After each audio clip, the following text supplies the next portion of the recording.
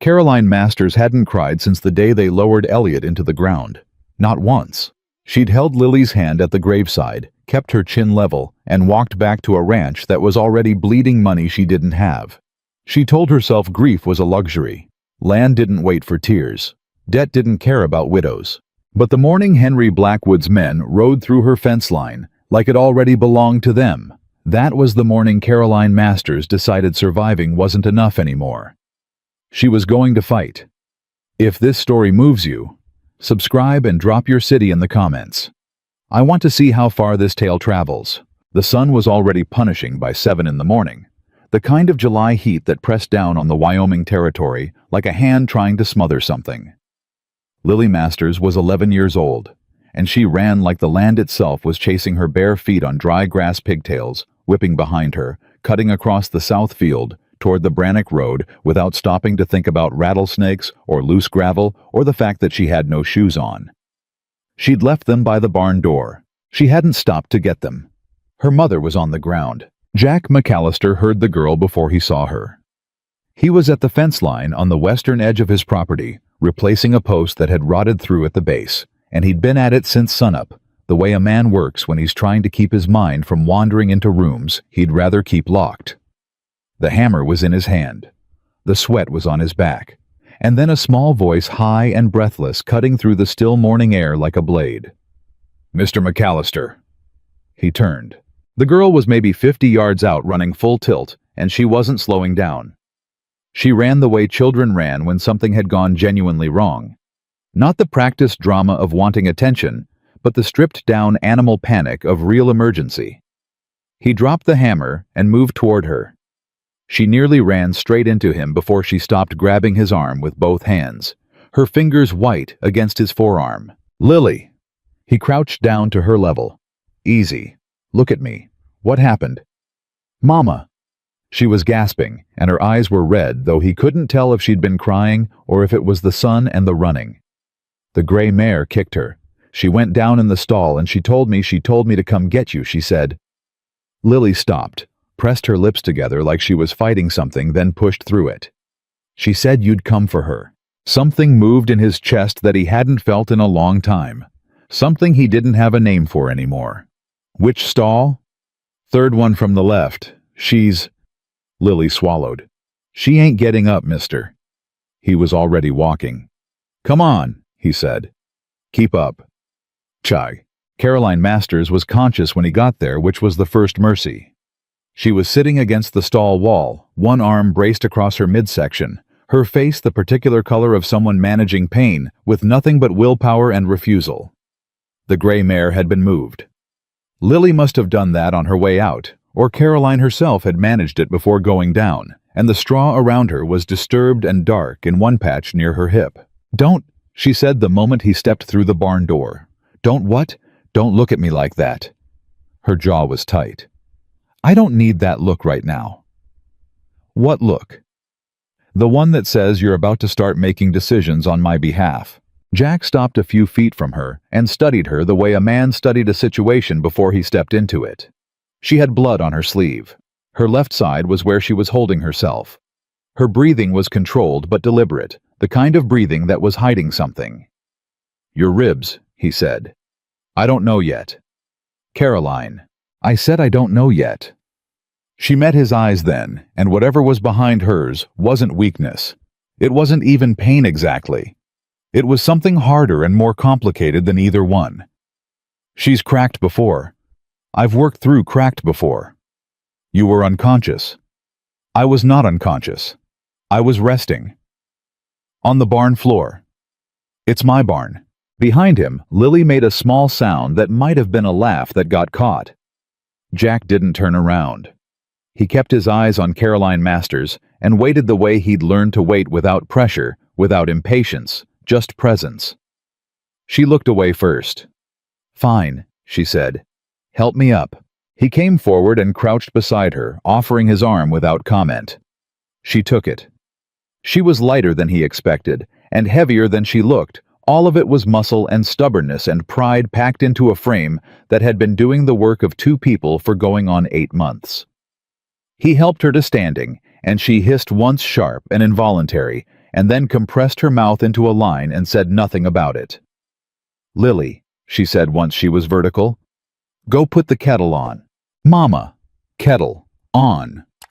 She said it with enough firmness that the girl went through not without a backward look that held more than a child's usual worry. Alone in the barn, Caroline let go of his arm and stood on her own, testing her weight, her breathing. Her eyes were closed for a moment.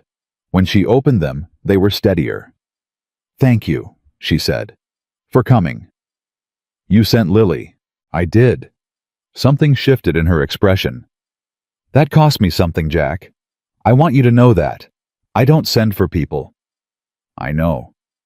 I especially don't send for you." He held still. "I know that too." She studied him for a moment, with the frank, unsentimental assessment of a woman who had learned to evaluate everything quickly and trust very little of what she saw. Then she nodded once like she'd confirmed something internal.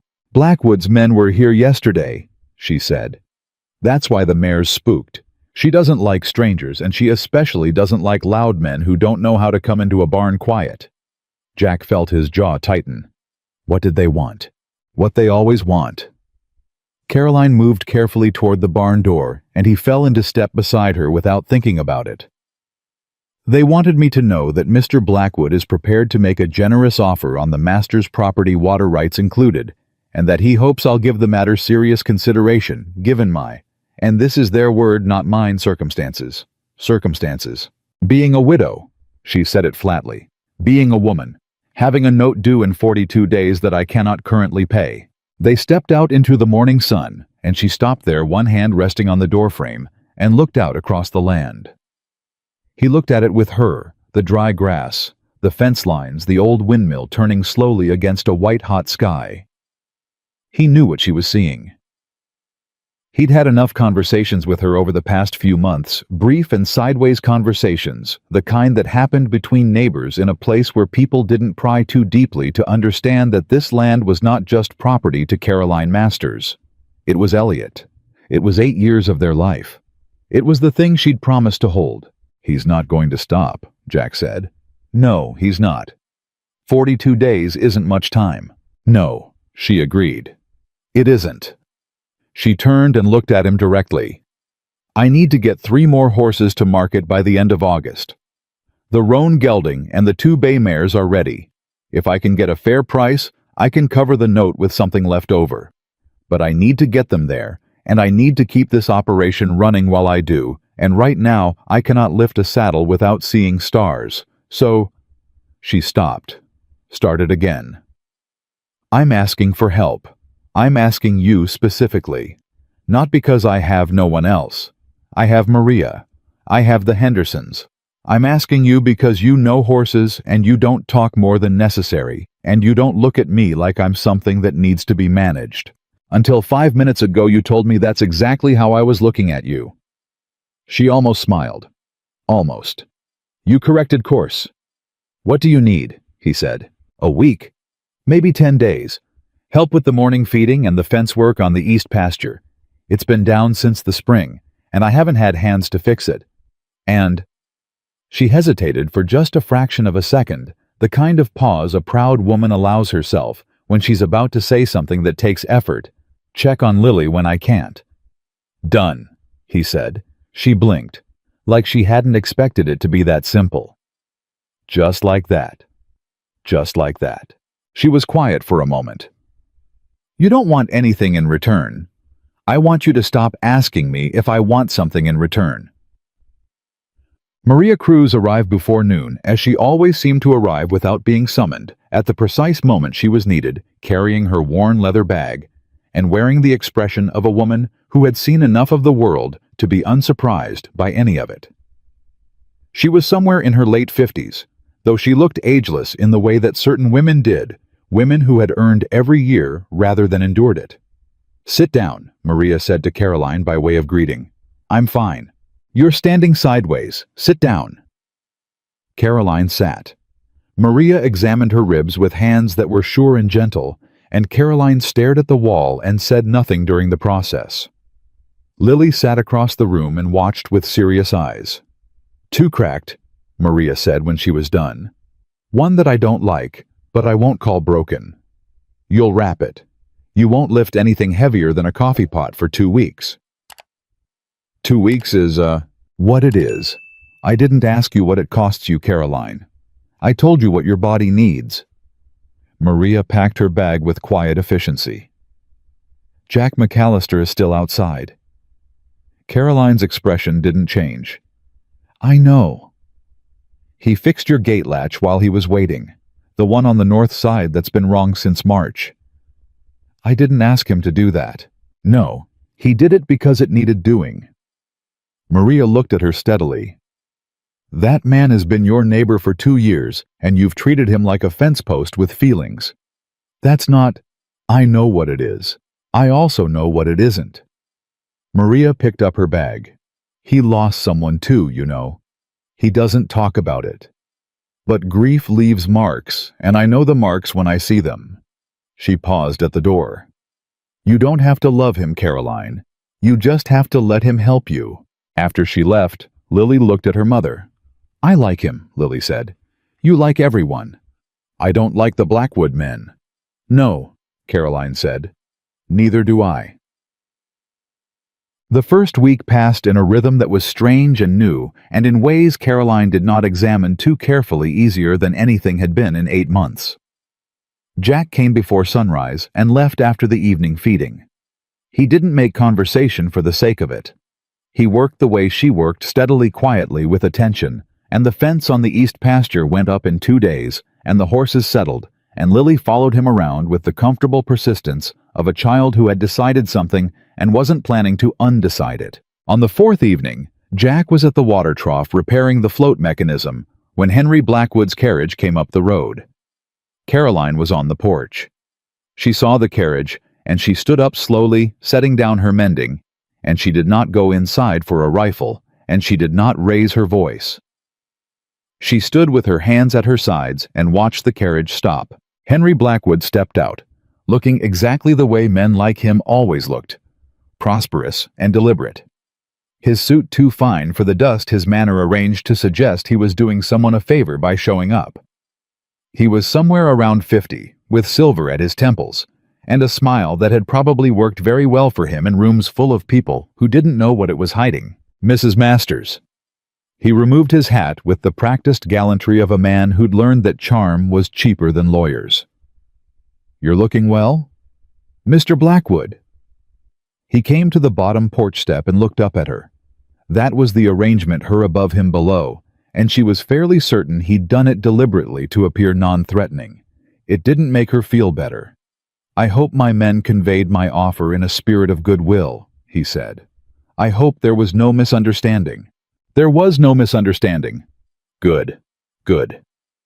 He nodded slowly, looking out across the property, with an expression of casual appraisal that made her stomach turn. Beautiful piece of land, Mrs. Masters. Your husband had an eye for it. I always said so. Don't, she said. He looked back at her. I beg your pardon? Don't speak about my husband. Her voice was level. You didn't respect him when he was alive. I won't let you use him now. Something moved through Blackwood's expression, something quick and cold, that the smile closed over almost immediately. I meant no offense, he said. I know exactly what you meant. She came to the edge of the porch and looked down at him with the particular stillness of a woman who had decided to stop pretending. You want the water rights. You need the creek that runs through the lower pasture to make your western parcel viable. Without my land, your expansion plans don't work. Without my water, your cattle won't survive the summer next year. She watched his face. I'm not uninformed, Mr. Blackwood. I know exactly what I'm sitting on. He was quiet for a moment. Then the smile changed, became something more honest and therefore more dangerous. You're a clever woman, Mrs. Masters, he said. Your husband always said so. I'll give him that. He settled his hat back on his head. But cleverness has its limits. 40 days. That note is due in 40 days, and Garfield at the bank is a practical man. He doesn't carry widows. Get off my property, she said. He stepped back unhurried. I'll be in touch. He was halfway to his carriage when Jack came around the side of the barn. He didn't say anything. He just walked to the water trough, which happened to be directly in Blackwood's line of sight, and picked up the wrench he'd left there, and stood not blocking the path, not making any threatening gesture. Just present. Just visible. Blackwood looked at him. Then he looked at Caroline. 40 days, he said again pleasantly, and got into the carriage. When the carriage was gone, Jack set the wrench down. He didn't look at Caroline right away. He looked at the road. "He's not bluffing," he said. "I know. Garfield won't extend the note. I know that too." He turned then. "What are you going to do?" She looked at the land. The late afternoon light was doing something golden and merciless to all of it. The grass, the fence line, the far ridge where the creek ran through the lower pasture. 40 days. 3 horses to market. 1 cracked set of ribs, and a daughter who'd run barefoot across a field to get help, because her mother told her that was the person to run to. "What I always do," she said. "Which is," she met his eyes. "Whatever it takes." He held her gaze for a moment. Then he nodded the small, certain nod of a man who had heard something he believed. "Then we'd better get those horses ready," he said. "Cheap." That night, after Lily was asleep, Caroline sat at the kitchen table with the ledger open in front of her. The numbers were familiar by now. She'd looked at them enough times that they'd stopped feeling like threats and started feeling like a problem, and problems, unlike threats, had solutions. She ran her finger down the column of outgoing expenses. Feed, seed, the broken water pump she'd fixed herself in May. The doctor she hadn't called when the mayor kicked her because doctors cost money and pride cost nothing except dignity. She thought about what Jack had said. Whatever it takes. She thought about the way he'd come around the barn without being asked. The way he'd simply stood there between her and Blackwood's carriage, between her and the road, between her and all the things that wanted to take what was hers. Not dramatic about it. Not trying to be anything except present. She thought about Lily running barefoot across a summer field. "Mom said you'd come for me." She closed the ledger. She pressed her hand flat against the cover for a moment, feeling the worn leather under her palm, the weight of the thing. "All right, Elliot," she said quietly to the empty room. "I'm still here. I'm still fighting."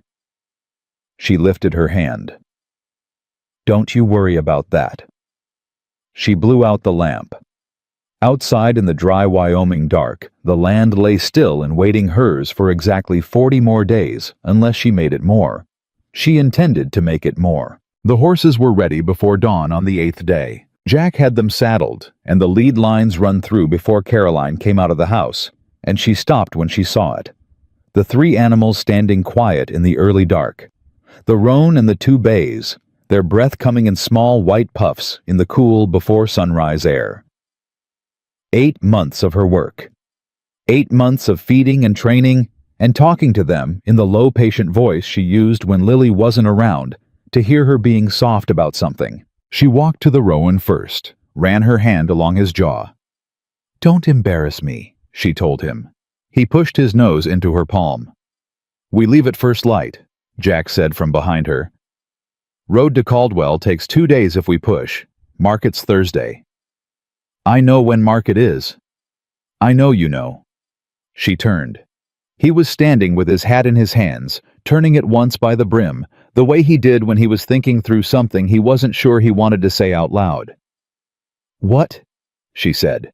"Blackwood's going to know we're moving them. He's got eyes on this road. Let him watch." "Caroline." "I said let him watch." She took the roan's lead line and tied it to the post with a quick, certain knot. "He wants me to sit here and worry. He wants me to feel like I've already lost. If I move these horses to market and I come back with enough to cover that note, he loses his leverage. So yes, let him watch. Let him see exactly what I'm doing." Jack was quiet for a moment. Then, "All right." "All right," she agreed. Lily appeared in the doorway of the house, already dressed, boots on the right feet, hair braided in the uneven way. She did it herself when she didn't want to wake her mother. "I'm coming," she announced. "You're not," Caroline said. "I can ride." "That's not the question." Then what's the question? Caroline looked at her daughter, 11 years old, standing in the doorway with her chin up and her bootlaces only half tied already, so much like Elliot that it sometimes stopped her breathing. She thought about the road to Caldwell. She thought about Blackwood's men who'd been on that road twice in the past week, not doing anything, just being visible. Just reminding her. The question, she said carefully, is whether I can do what I need to do out there and also keep you safe at the same time. And the answer to that question is no. Lily's jaw tightened. You can't just leave me. Maria's coming to stay. You like Maria. That's not... Lily. Her voice dropped, not angry, just final. I need you here. I need someone I trust on this land while I'm off it. That's you. Do you understand what I'm telling you? Lily looked at her for a long moment. Something moved through the girl's face, the resistance. And then underneath it, the thing that came after resistance when you were 11 and your mother was the only constant left in the world. Come back fast, Lily said. As fast as I can. They were 3 hours out when the trouble started. Jack saw them first, 2 riders sitting their horses on the ridge above the south bend, not moving, not coming down. Just watching the road below. He didn't say anything to Caroline right away. He adjusted his grip on the lead line and kept his pace steady, and watched the ridge from the corner of his eye, the way a man watched something he wasn't sure of yet. Caroline saw them 2 minutes later. Blackwoods, she said without inflection. Most likely. They're not going to do anything on the open road. Probably not. But they want me to think they might? That's the idea, Jack said. You scared? She looked at the riders on the ridge. She looked for a long time, long enough that it was its own kind of answer. Then she looked back at the road ahead. I was scared the morning after Elliot died, she said. I woke up and the bed was empty and the ranch was mine alone and I had 2 children and a note I didn't know how to pay, and I thought, this is it. This is the thing that breaks me. She paused. It didn't break me. No, Jack said. It didn't. 2 men on a hill aren't going to do what that morning couldn't do. He didn't answer. He didn't need to. They rode on, and the riders on the ridge held their position until the road curved and the tree line cut off the sight line, and then they were just gone. And the morning was just a morning again, hot and wide and full of nothing but the sound of hooves on dry ground. It was almost peaceful. It was the kind of almost that didn't last. They made camp the first night at the creek crossing where there was water for the horses and enough flat ground to sleep without waking up tilted sideways. Jack built a fire, small and practical, the way a man built a fire when warmth was the only goal, and he wasn't trying to announce himself. Caroline sat across from it and ate without tasting the food, and stared at the fire, the way people stared at fire when their mind was running somewhere else entirely. You're doing the numbers again, Jack said. I'm not. You get a line between your eyes when you're doing the numbers. She reached up and touched her forehead reflexively, then caught herself doing it and dropped her hand. Fine, she said. I'm doing the numbers. And if I get fair market price on all 3, I cover the note with $60 left over. She looked at him. $60 isn't a cushion. $60 is a reason to be careful and nothing more. It gets you through the summer. It gets me through this summer. What about next summer?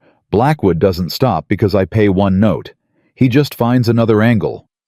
Jack turned a stick in the fire. I know. He's been buying up the water rights on every parcel east of here. 3 ranches in the past 2 years. The Hendersons told me he got the Garrity place last fall for 1/3 of what it was worth because old man Garrity got sick and couldn't work, and the bank called his note early. She stopped. Jack. The bank called his note early. He looked at her. Garfield called it early, she said. The note wasn't due until December. Garrity told me that himself before he left.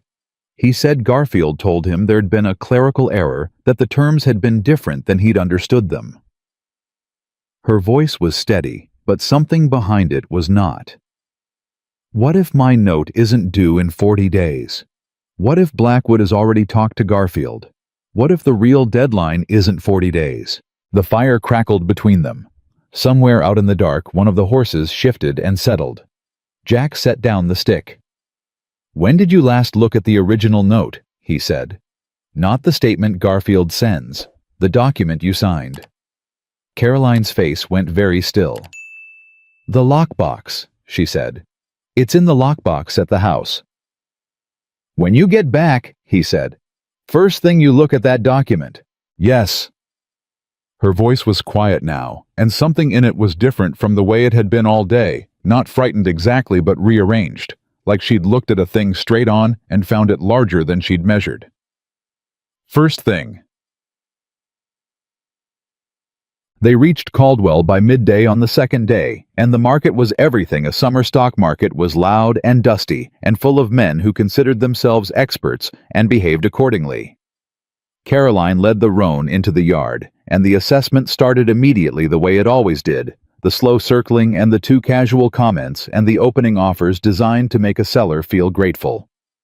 The first buyer offered $60 for the roan. "No," Caroline said. He looked at her. Then he looked at Jack. Then he looked back at her with the particular expression of a man who had made a reasonable offer to a woman and been refused and wasn't sure how to categorize the experience. "He's a fine animal," the man said, "but he's got some age on him." "He's 6. That's not age, that's prime." "He might be a little hot-tempered. He's spirited. Those are different things." She kept her hand on the lead line and her eyes on the man directly. "I'm asking 85. 85. He said it like it tasted odd. "He's trained to rein, he's sound in all 4 feet, and he will outwork any animal in this yard. 85 is fair, and you know it." The man looked at the roan. He walked around him twice. He picked up the near forefoot and examined it and put it down and looked at Caroline again. 75, he said. 80, she said. Final. He paid her $80 in coin and walked away looking like he'd won something. Caroline counted the money twice, put it in the inside pocket of her jacket, and went to find the buyer for the bays. Jack watched the whole thing without saying a word. When she came back to him after the bays had sold for 70 each, she'd wanted 75. She'd taken 70 and moved on. She had $220 in her jacket and the tight around the mouth look of a woman who was doing arithmetic in her head and finding the results acceptable but not comfortable. "You know what you're doing," Jack said. "I know what I'm doing with horses," she said. "That's a narrow kind of knowing. It's more than most people have." She looked at him for a moment, and something passed across her face that she didn't try to name. "Let's get back," she said. "I need to see that lockbox." They were an hour out of Caldwell on the open stretch of the return road when they heard the horse coming up behind them at a pace that was too fast for anything except urgency. Jack turned first. The rider was young, maybe 22, and the horse was lathered, and the boy's face was the face of someone who'd been riding hard in bad news. He pulled up alongside them and looked directly at Caroline. "Mrs. Masters," he said, breathing hard. "That's me. I'm Tommy Henderson. My pa sent me." He swallowed. "Ma'am Garfield at the bank, he sent a notice to your property this morning. My pa happened to be in town, and he saw the man leaving your gate, and he read the posting." Caroline's hand tightened on her reins. "What notice?" Tommy Henderson looked at her with the helpless sincerity of a young man delivering something he wished he didn't have to say. "Notice of early default, ma'am. Says the note's been recalled. Due in full in 14 days, not 40. The road went quiet. Not silent, the horses were still breathing. The wind was still moving. The world was still running on its ordinary machinery, but quiet in the way that happened when something important shifted underneath everything else. 14 days, Caroline said. "Yes, ma'am." "When was the notice dated?" "Yesterday. It's posted on your gate." She looked straight ahead. Her face gave away almost nothing. Jack watched her and said nothing, and let her have the 10 seconds she needed to absorb this without anyone trying to help her absorb it. "Tell your father thank you," she said after those 10 seconds were up. "Tell him I'm on my way home." Tommy Henderson nodded and turned his horse and went back the way he'd come. Caroline watched him go. Then she looked at Jack. "Blackwood talked to Garfield," she said. "Sounds like he moved the deadline. He's trying to run me out before I can respond." "Yes. He thinks 14 days is too short for me to do anything." Jack held her gaze. "Is it?" She sat with that for a moment. $220 in her jacket. A note that was she didn't know the exact amount anymore. She needed that lockbox. She needed those original papers somewhere between $300 and $400. A gap that hadn't been there this morning that was very much there now. "No," she said, and the word came out with a certainty that she was going to have to build as fast as she could. "It isn't." She urged her horse forward. Jack fell in beside her, and neither of them said anything more, and the road ran out ahead of them in the heat. And somewhere behind them, Blackwood was probably sitting in a comfortable chair feeling like he'd already won. He hadn't won. She just had to make sure of that before 14 days ran out. The notice was still on the gate when they arrived. Someone she suspected Tommy Henderson's father had the decency not to take it down, understanding that she'd need to read it herself. She pulled it off the post and read it on horseback in the dying afternoon light, and her face went through 3 different things in the space of 30 seconds, and then settled into something that was neither anger nor fear, but was adjacent to both and more useful than either. Lily was already off the porch and running before Caroline dismounted. "Tommy Henderson told us," Lily said, reaching her mother, grabbing her arm with both hands. "Maria told me not to worry, but I could tell she was worried, so that didn't help." "I'm here," Caroline said. "I'm fine." "Is it true? 14 days? Go inside, Lily." "Is it true?" "Yes." She looked at her daughter straight on the way she always had, no softening, no shelter from facts that were already real.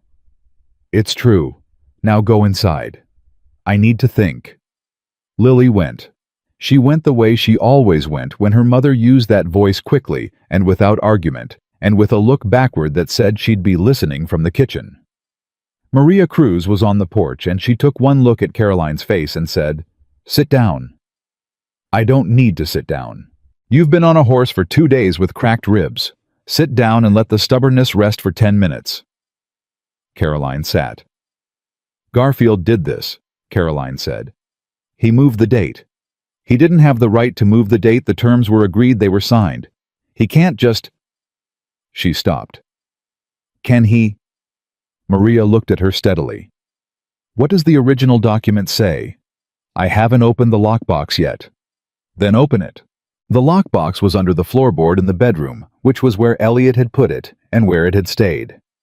Caroline knelt beside the bed and lifted the board and pulled out the box and opened it with the key she wore on a chain around her neck.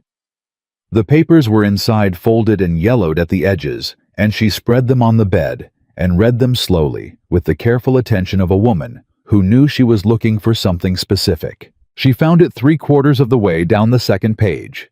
Her hand stopped moving. She read the sentence again. "Maria," she said without looking up. Maria appeared in the doorway. "The note has a clause," Caroline said. Her voice was very controlled.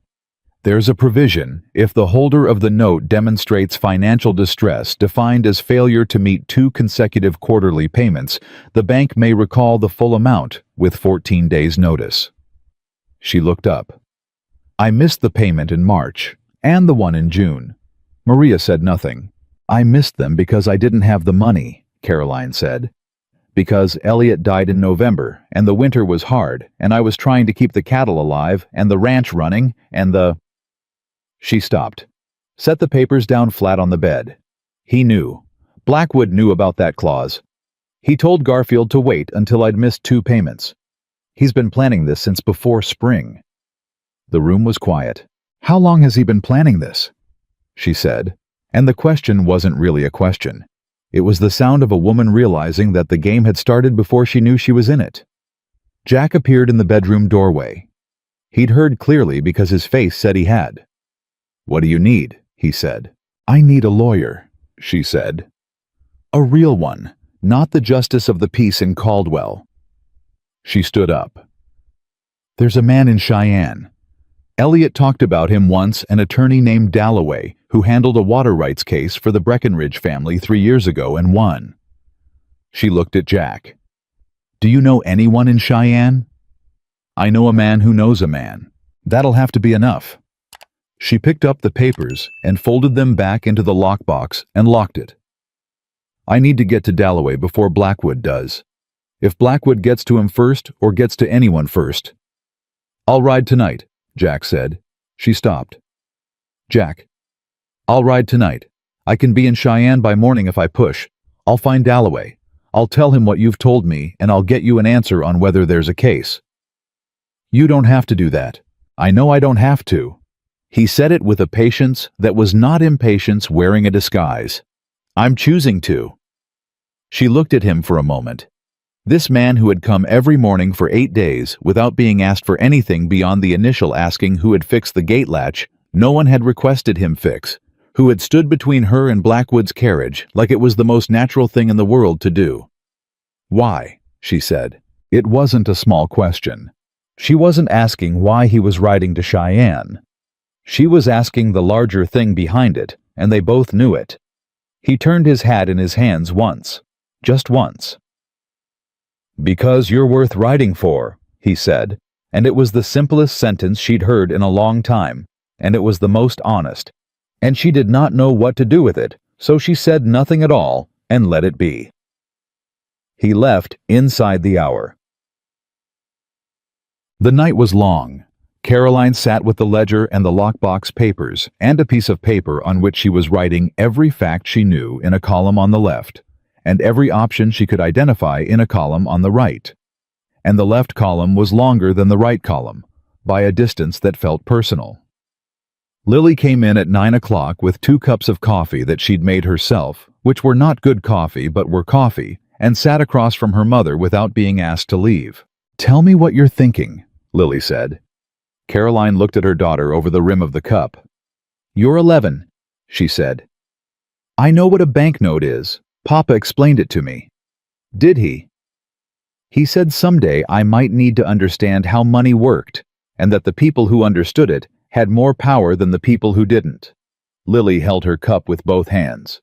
He was right, wasn't he? Your father was frequently right, Caroline said. He was also frequently infuriating, and I miss him every single day. Lily was quiet for a moment. Do you think Mr. McAllister will find the lawyer? I think if anyone can do it, he can.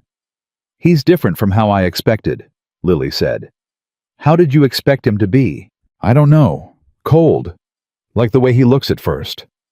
She thought about it seriously the way she thought about most things. But he's not cold. He's just careful. Like he decided a long time ago to be careful about what he gave away, and he's still deciding whether to change that. Caroline looked at her daughter for a long moment. That's a very grown-up thing to say. Papa said that too. About people who'd been hurt. Lily looked down at her cup. He said when someone's been hurt real bad, they don't stop caring. They just start protecting the caring so it doesn't get broken again. The house was quiet around them.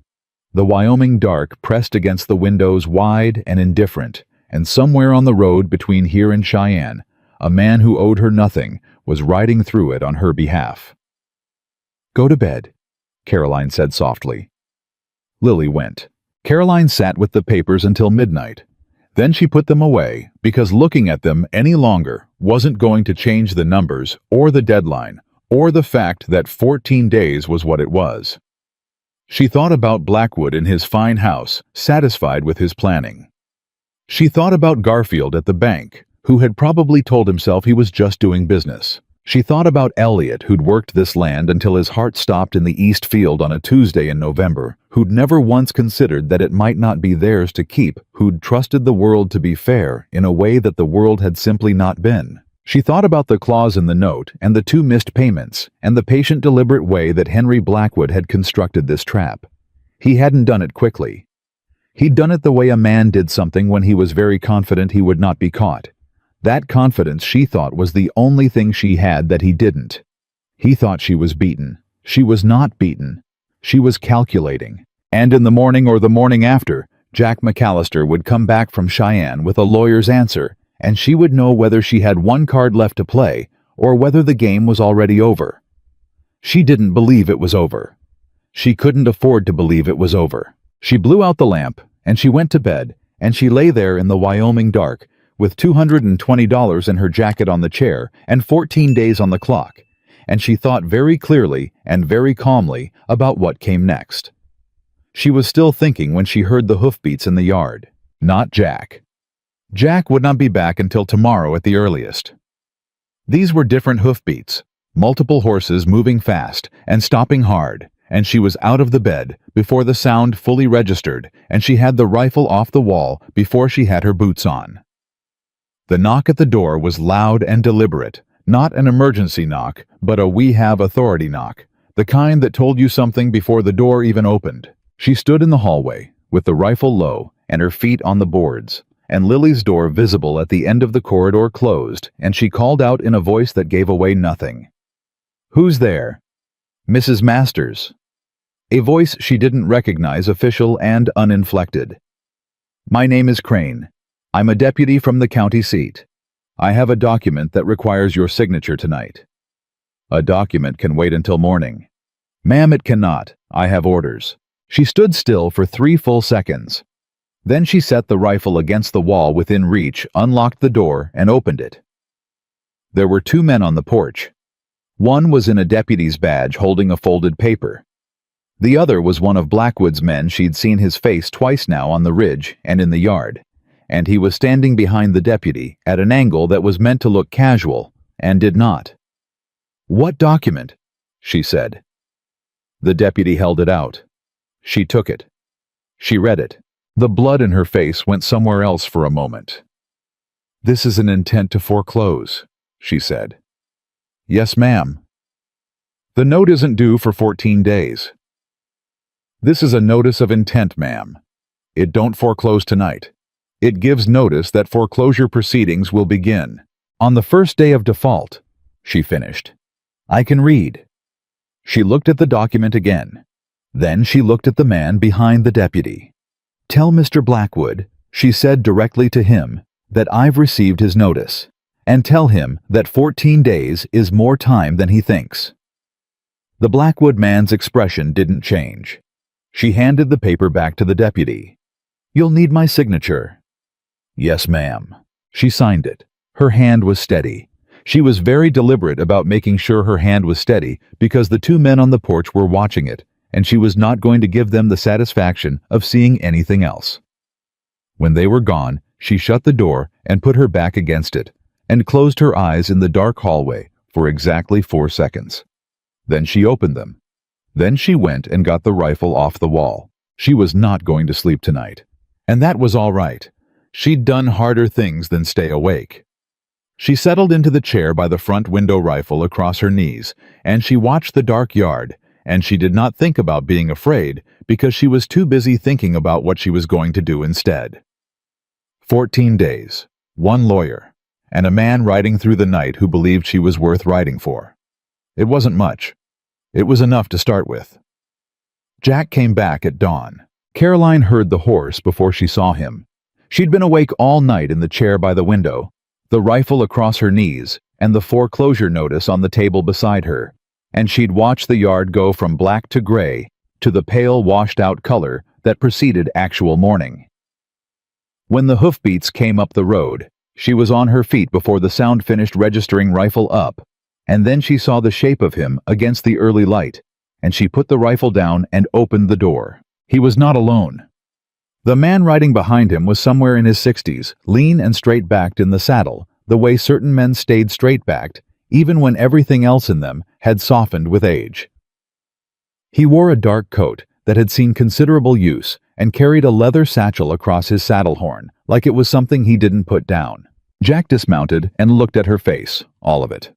The sleepless night, the rifle she'd just lowered, the foreclosure notice visible on the table through the open door, and his jaw tightened. "What happened?" he said. "They came last night. Deputy and one of Blackwood's men. Intent to foreclose notice. I signed it." She looked at the man behind him. "Is this Dalloway?" "Reginald Dalloway," the man said, stepping down from his horse with the careful deliberateness of someone whose knees had opinions. "You're Mrs. Masters." "I am. I've heard the outline of your situation from Mr. McAllister. I'll need the original note documents, all correspondence from the bank, and anything in writing you've received from Blackwood or his representatives." He came up the porch steps without being invited and looked at her with the frank, assessing eyes of a man who had spent 40 years deciding whether cases were winnable. "I'll also need coffee. It was a cold ride." "Lily," Caroline called without turning around, knowing her daughter had been behind the door for the past 2 minutes at least. Lily appeared, looked at both men, and went to put the kettle on without a word. Dalloway read for an hour.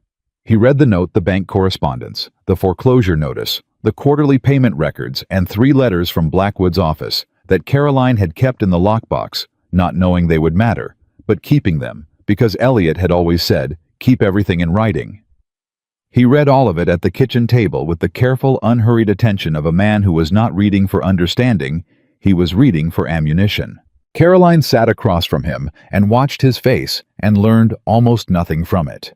Dalloway's face was a professional instrument. It did not give out information for free. Jack stood by the window. Lily sat on the stairs where she thought no one could see her. When Dalloway finished, he set the papers down and folded his hands on top of them and looked at Caroline. "The clause," he said. "Yes. 2 missed quarterly payments trigger early recall. You missed March and June." "I know. Garfield has the right to recall the note under the terms you signed." Something heavy settled in the room. Caroline held still under it. "However," Dalloway said, "she didn't move, didn't breathe. The clause requires written notification of the first missed payment within 30 days of that payment's due date. If Garfield failed to notify you in writing after March..." He paused, watching her. Did he? Caroline thought. She thought hard, running back through the spring, the cattle, the fence, the pump, the long, terrible mornings of just keeping things alive. "I received a statement in April," she said slowly. "The standard monthly statement. It showed the missed payment. But a letter of notification." She stopped. "I don't think so. I would have kept it." "You would have kept it," Dalloway said, "because you keep everything, which tells me a great deal about you, Mrs. Masters." He tapped the stack of papers. "If Garfield did not send written notification of the March default within 30 days, the clause is not validly triggered, which means the recall is not valid, which means your note is still due on its original date." The kitchen went very quiet. "In 40 days, Caroline said. "In what was 40 days when this started, yes. Can you prove he didn't send the notification?" "I can subpoena the bank's correspondence records. If the letter doesn't exist, it doesn't exist." Dalloway's expression shifted, not quite a smile, but the architecture of one. "More importantly, I can file an injunction today to halt the foreclosure proceedings until the question of proper notification is resolved by a judge. That buys you time." "How much time?" "Enough." He stood up, gathering the papers. "But I need to be in front of Judge Harlan by this afternoon. He's the circuit judge. He'll be in Millhaven until Friday. After Friday, he moves on, and the next circuit date is 6 weeks out." He looked at her directly. "Is there anything else I should know? Anything Blackwood has done that isn't in these documents?" Caroline thought about the men on the ridge, the carriage, the deliberate charm and the deliberate threat underneath it. The Garrity place sold for 1/3 of its value. "The Garrity ranch," she said. "Old man Garrity told me Garfield called his note early too, said there'd been a clerical error in the terms." Dalloway's eyes sharpened. "Is Garrity still in the territory?" "I don't know where he went." "Find him," Dalloway said, looking at Jack. "If Garfield did this to Garrity as well, that's a pattern. A pattern is not a clerical error. A pattern is a conspiracy." He picked up his satchel. "I'll ride to Millhaven. Mr. McAllister, I'll need you to deliver Mrs. Masters in person. The judge will want to see the complainant." "When?" Caroline said. 2 hours. Can you be ready in 2 hours?" She was already standing. "I can be ready in 20 minutes. Maria Cruz arrived at the house 8 minutes after Jack sent Lily running to fetch her, which suggested Maria had already been on her way. She came through the door, took in the situation in approximately 4 seconds, and turned to Lily. "You're staying with me," she said. "I know," Lily said with the expression of someone who'd accepted this but hadn't finished being unhappy about it. "Your mother is going to handle this." "I know that too." "Then what's the face for?" Lily looked at her with 11-year-old honesty. "I don't like waiting." "Nobody likes waiting," Maria said. "Waiting is what you do when you don't have a choice. It's not weakness, it's patience." She put her hand on Lily's shoulder.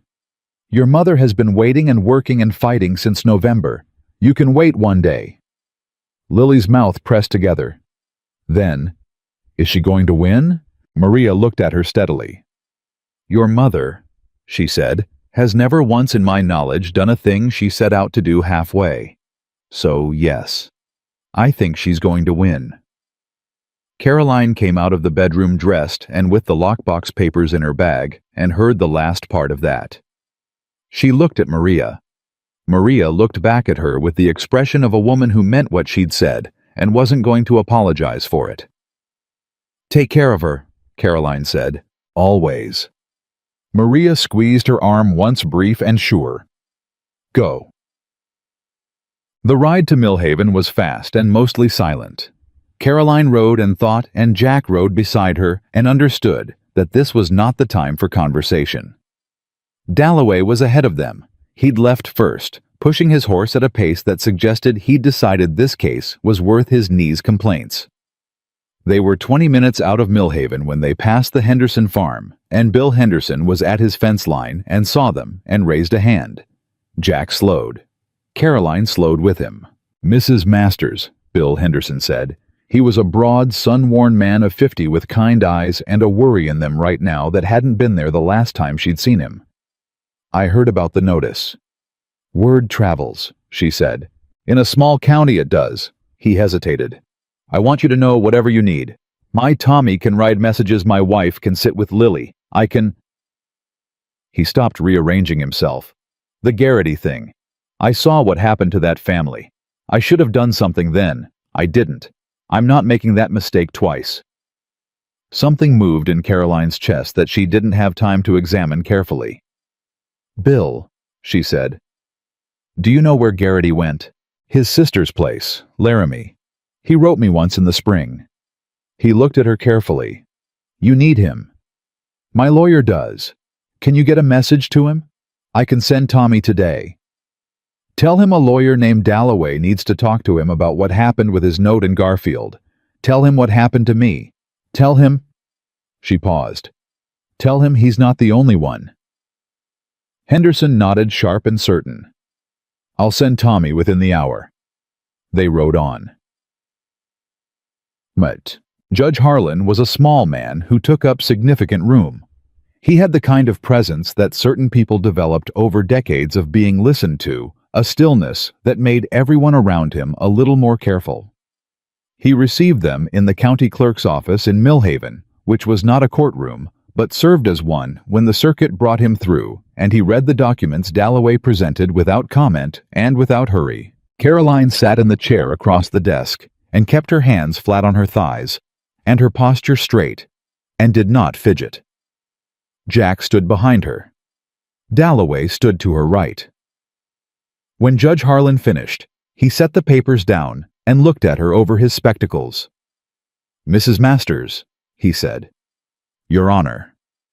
You understand that a notification clause of this kind has historically been upheld in this territory." "I understand that, sir. And you're asserting that the bank failed to provide the required written notification following the March default." "I am. I have every piece of correspondence I received from that bank since my husband died. There is no notification letter in that record." "Absence of a letter in your possession doesn't confirm absence of sending," the judge said carefully. "No, sir, but subpoena of the bank's correspondence records would." Harlan looked at Dalloway. "Counselor, the request is for an injunction, halting foreclosure proceedings pending review of the bank's correspondence records, Your Honor. The complainant has a 14-day window before foreclosure proceedings begin. Without the injunction, she has no legal standing to halt the clock while the question of valid trigger is resolved. Harlan looked at the papers again. He was quiet for 30 seconds, which was a long 30 seconds. "I'll grant the injunction," he said. 30 days. Garfield has 20 days to produce the correspondence records. If the notification letter exists, the foreclosure proceeds. If it doesn't..." He looked at Caroline. "We'll have a different conversation." "Thank you, Your Honor," Dalloway said. Caroline said, "Sir, there's something else." Harlan looked at her. She felt Jack shift slightly behind her. She didn't look at him. "The Garrity Ranch," she said. "Simon Garrity. He sold his land last fall under similar circumstances, missed payments, early recall, sold at a fraction of value to Blackwood's Land Company. I have reason to believe the same thing happened to him. That Garfield called his note early without proper notification under pressure from Blackwood." She held the judge's gaze. "If it happened to two of us, it happened deliberately. That's not a banking error. That's fraud." The room was very quiet. Harlan looked at her for a long moment. His expression had not changed exactly, but something behind it had. "Do you have evidence of Blackwood's direct involvement?" he said. "Not yet, but I have a witness I'm trying to reach." "You'll need more than a witness's account of his own experience," Harlan said. "You'll need documentation, something that puts Blackwood in communication with Garfield about your specific note." "I understand. Do you have access to anything of that kind?" She thought. She thought about the letters in the lockbox, the ones from Blackwood's office. She'd read them as property offers, but she hadn't read them as evidence. She hadn't been reading for that yet. "I might," she said. "I need to look at something." Harlan studied her. "You have 30 days, Mrs. Masters," he said. "The injunction buys you 30 days. What you do with them is your business." "Yes, sir," she said. "Thank you." They were outside and on their horses before she said anything. Dalloway was already talking about the subpoena, about timelines, about Garrity and Laramie, and what his account would be worth in a court proceeding. She let him talk. She was thinking about the letters. 3 letters from Blackwood's office over the past 18 months. She'd kept them because Elliot said, "Keep everything." She hadn't read them as evidence.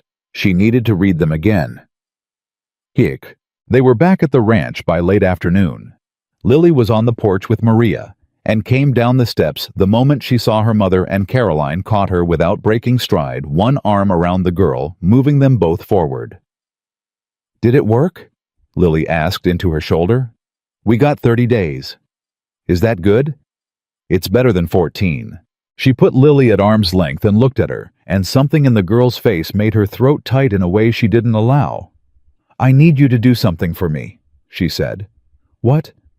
"I need you to trust me for 30 more days."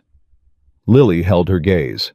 Then, with the steady, old-souled solemnity that sometimes made Caroline feel like she was looking at a 40-year-old woman in a child's face. "I've been trusting you since November, Mama. 30 more days is easy." Caroline pressed her hand once against her daughter's cheek and then turned to the house because she had work to do, and 30 days that had already started running. The lockbox was open on the kitchen table inside of 5 minutes. The 3 letters from Blackwood's office were spread in front of her, and this time she read them differently. Not as a landowner reading an offer, as a woman reading evidence. The first letter was a property offer, standard language, reasonable tone, nothing remarkable. The second letter referenced her current financial obligations and her position relative to her outstanding note, language that stopped her now in a way it hadn't the first time. How had Blackwood known the specific terms of her note? The note was a private document between her and the bank. Garfield was the only other party to it. She underlined the phrase in pencil with a hand that was very controlled. The third letter. She read it twice. Then she read it a third time. Then she set it down and looked at Jack, who was standing in the doorway watching her read. "Jack," she said, "come look at this." He came to the table. She pointed to a line in the third letter dated March 15th. 7 days after her first missed quarterly payment. The line read, "Given the recent change in your account standing, we believe the timing of our offer is particularly favorable and urge you to consider Mr. Blackwood's proposal with appropriate seriousness." Jack read it. Then he read it again. "March 15th, he said. "My payment was due March 8th. I missed it on March 8th. This letter is dated March 15th, 7 days later." She looked at him. "Dalloway said Garfield had 30 days to send me notification of the missed payment. He never sent it.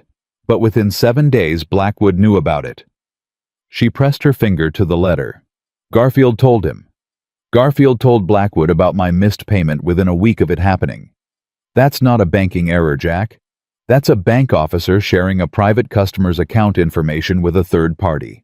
That is illegal," Jack said. "That is very illegal." She sat back. Her heart was running fast in a way she was trying not to show. "This letter proves Blackwood had knowledge of my account status before I was ever officially notified. It proves communication between Garfield and Blackwood that shouldn't exist.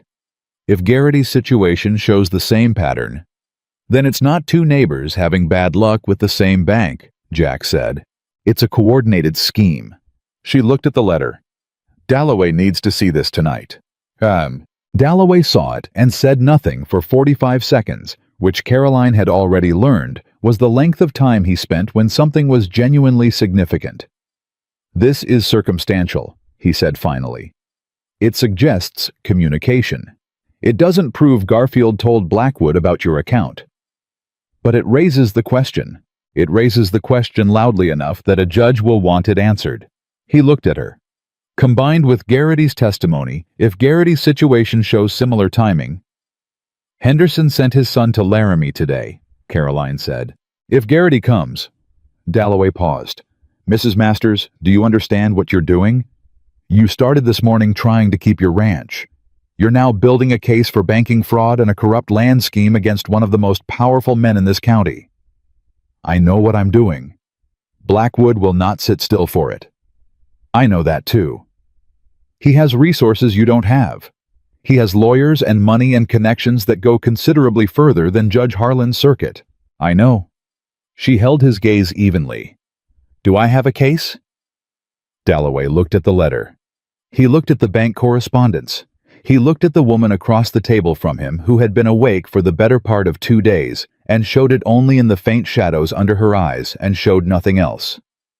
"You have the beginning of one," he said. "Whether it holds depends on what the bank records show and what Garrity says." He folded his hands. "But yes, I think you have a case." She nodded once. "Then we build it." The next 3 days moved the way days moved when the work was urgent and the stakes were real fast and grinding and full of small decisions that each felt large. Dalloway worked. Caroline worked. Jack fixed every broken thing on the property that could conceivably give Blackwood a legal angle, the fence, the gate, the water trough. Because when a man was looking for reasons, you didn't give him easy ones. The Henderson boy came back from Laramie on the 3rd day. He came with a letter from Simon Garrity, and also with Simon Garrity himself, who was 61 years old and had the look of a man who had been waiting for someone to ask him the right question. He sat at Caroline's kitchen table, and he told them everything. He told them about the missed payments and the early recall and the clerical error story Garfield had used. He told them about a visit from one of Blackwood's men the week before Garfield called the note a visit to his property, making an offer knowing details about his financial situation that Garrity had never shared with anyone except the bank. "He knew what I owed," Garrity said. "He knew the exact amount, not the general ballpark, the exact number." He looked at his hands on the table. "I didn't put it together until right now, sitting here hearing what happened to you. I just thought I'd had bad luck." He stopped. "It wasn't bad luck, was it?" "No," Caroline said. "It wasn't." Garrity looked at her. Something moved through his face, grief and anger, and beneath both of them a kind of terrible relief at being believed. "What do I do?" "You tell Dalloway everything you just told me," she said. "Everything. The visit, the timing, the exact number, and then you tell it to a judge. Blackwood's going to know I talked. Yes. That doesn't scare you. She thought about the deputy on her porch in the dark, the riders on the ridge, the notice posted on her gate. It scares me, she said honestly. But I've been scared since November, and I'm still here. So? Garrity looked at her for a long moment. Then he nodded slowly with the weight of a man making a decision he'd been avoiding for 8 months. All right, he said. All right, let's do it. It was Jack who found the final piece. He'd ridden into town on the 5th day to pick up supplies and came back in the afternoon with a face that said he'd found something he hadn't expected, and he came directly to Caroline before he even unsaddled the horse. Garfield's clerk, he said. Young man named Prescott. He was at the feed store. He'd had a drink or two. Caroline waited. He was talking to someone. I wasn't listening on purpose, I was at the next counter. But he said, Jack stopped organizing it. He said he didn't feel right about the master's situation. That he'd told Garfield the notification letter needed to go out, and Garfield had told him to leave it. That Garfield had said to process the payments as missed and send the standard statements, but to hold the notification letters. He told Garfield to hold them, Caroline said, on purpose, deliberately not sending them so the clause could be triggered later without you having been properly warned. The kitchen was very still. Prescott said that out loud, she said.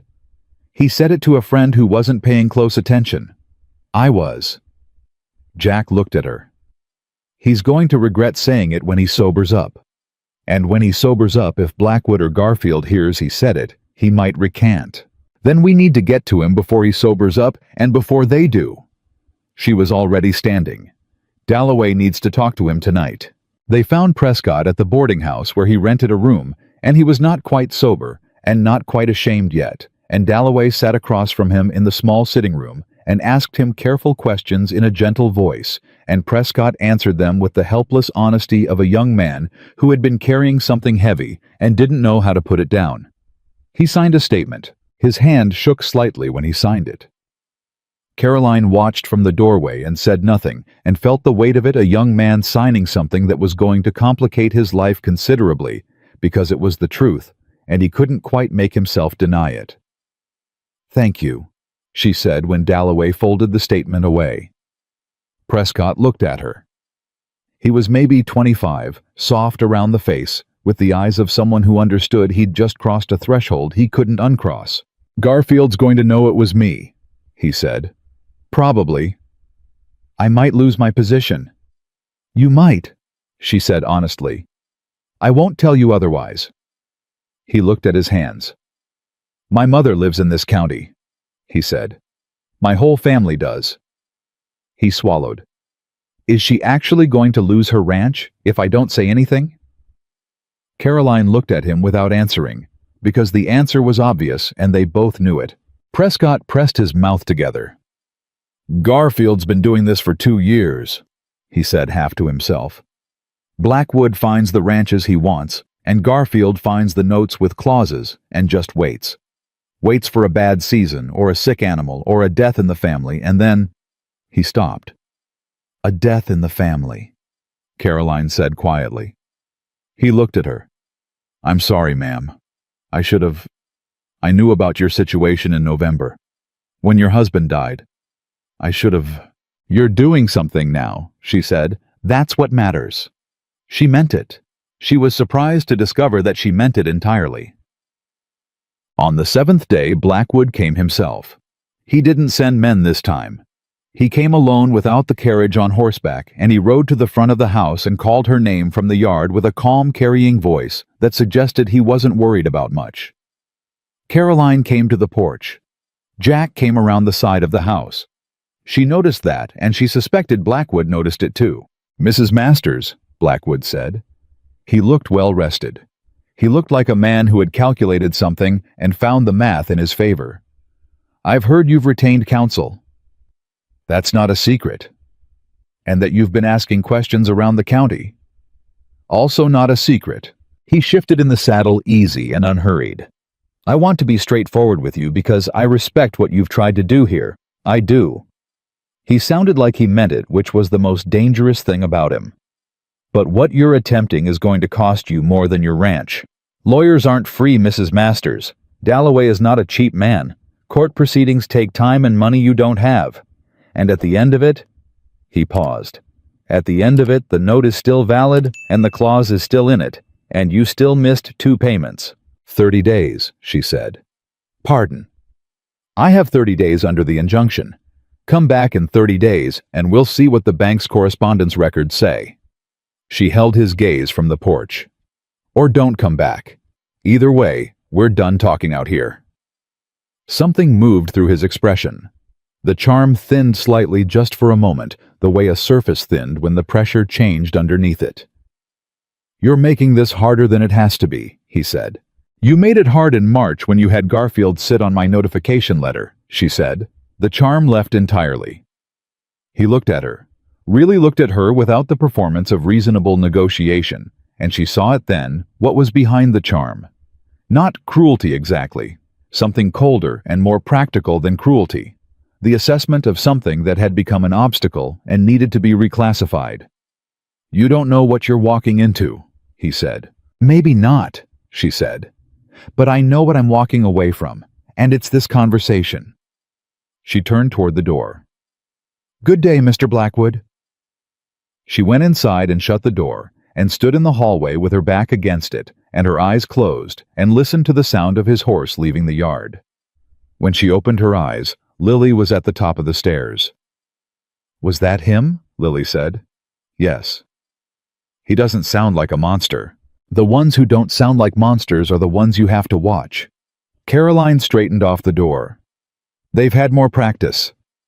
Lily came partway down the stairs. Are you scared of him?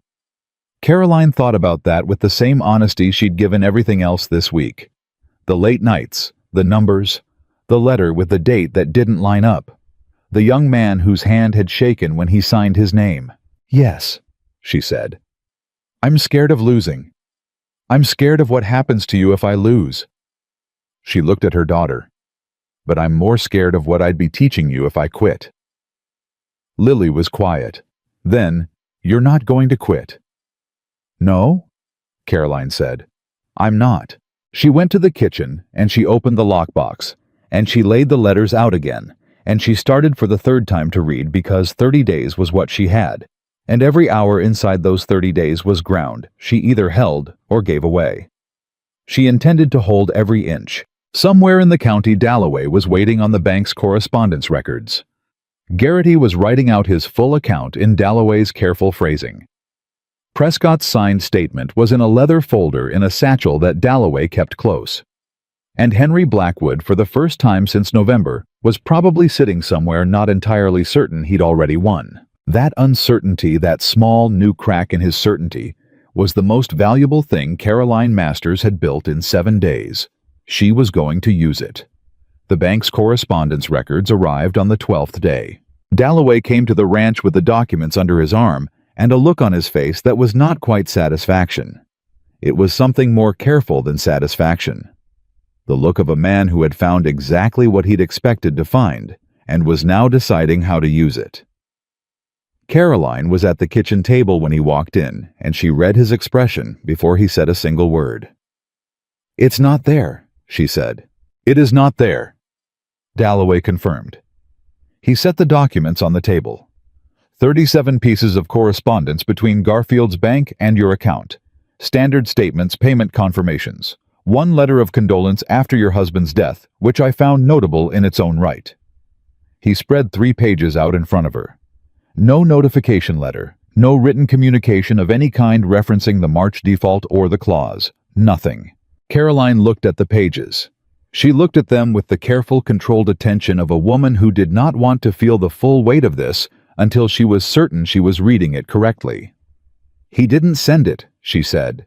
He did not send it. Which means the clause was never validly triggered. Which means, Dalloway said, that Henry Blackwood and Leland Garfield built a foreclosure on a foundation that doesn't legally exist. The room was quiet for a moment. Jack, standing in the doorway, said nothing. Lily, who was supposed to be doing her lessons at the other end of the table, had stopped pretending to do her lessons. So, what happens now? Caroline said. "Now we go to court," Dalloway said. "I've filed for a hearing before Judge Harlan. We go in with the missing notification letter with Garrity's testimony and with Prescott's signed statement. We present the March 15th letter from Blackwood's office, the one that proves he knew about your missed payment 7 days after it happened before you were ever notified." He paused. "And we ask a judge to look at all of it together and call it what it is." "When's the hearing?" 3 days. Caroline sat with that. 3 days, 18 days since this started, and 3 more until a judge decided whether the thing she'd been building was enough. "Will Blackwood fight it?" she said. "He'll fight everything he can fight, but he has a problem now." Dalloway straightened the papers. He didn't expect Prescott to talk. He didn't expect Garrity to come back. And he absolutely didn't expect you to read that March letter as evidence. He looked at her evenly. He built this on the assumption that you were a grieving widow who didn't understand what she was looking at. That was his mistake. Caroline said nothing. She pressed her hand flat on the table for a moment, the same way she'd pressed it on the ledger the night she'd made her decision. Then she looked at Jack. He was already looking at her. 3 days, she said. "I'll be there," he said, which was not what she'd asked, but it was exactly what she'd meant. Blackwood moved on the second day. He didn't come himself this time. He sent 2 men to Dalloway's office in Millhaven, with a counteroffer, a document that proposed dropping all foreclosure proceedings in exchange for Caroline signing over the lower 40 acres and the water rights. Just the lower 40. Just the creek land. He was framing it as a compromise, as a reasonable resolution, as the kind of thing that practical people did when they wanted to stop fighting and start living. Dalloway sent the men away and came to the ranch. "He's scared," Jack said when Dalloway told them. "He's adjusting," Dalloway corrected. "Scared men panic. Blackwood doesn't panic. He's recalculating." He looked at Caroline. "He knows the hearing isn't going his way. He wants to cut his losses and get what he actually came for, the water rights. If you sign this, he walks away, the foreclosure disappears, and you keep the house and the main pasture." "And the creek," Caroline said, "goes to him. The creek is why my cattle survived the summer. Without it, I know. In 2 years without that water, I'm back in the same position with less land and less leverage." She looked at the document. She didn't touch it. "He's not offering a compromise. He's offering a slower version of the same ending." "Yes," Dalloway said. "That's what it is." "Then no." Dalloway nodded. He didn't look surprised. "I want to be clear about the risk," he said. "If the hearing doesn't go our way, if Harlan finds a way to uphold the clause despite the missing notification, you lose everything. Not just the creek, the whole property. I know the risk. If Blackwood gets creative between now and tomorrow morning, I know the risk, Reginald." She said his first name without thinking about it, and he blinked slightly, but didn't comment. "I've known the risk since the night that deputy knocked on my door. I'm not signing this." She pushed the document back across the table. "Take it back to them." Dalloway took it. "All right," he said. "We go to court." That night, Lily couldn't sleep. Caroline heard her moving around after midnight, the careful footsteps of a child trying not to be heard, which never actually worked, and she got up and found Lily sitting at the kitchen table in the dark with a glass of water she wasn't drinking. Caroline sat across from her and didn't say anything for a moment. "Tell me," she said. Lily looked at her water. "What if it doesn't work? Then we figure out what comes after." "But this is home." "I know. Papa built the fence on the east pasture himself. You told me that." Lily's voice was steady, but the steadiness was the kind that cost something. "He built it the year before I was born.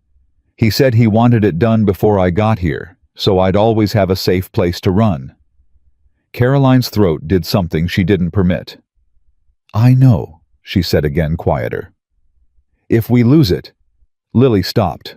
Started again. "It's like losing him twice." The kitchen was dark and quiet, and Caroline sat with her daughter in it, and let the truth of that be true. She didn't argue with it.